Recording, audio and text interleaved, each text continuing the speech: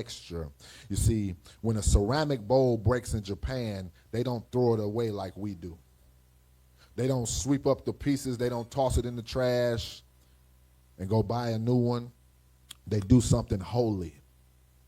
They gather the fragments, every jagged edge, every cracked piece, and then they take a liquid lacquer laced with real gold, not glue, not tape, but gold, and they fill it in the cracks.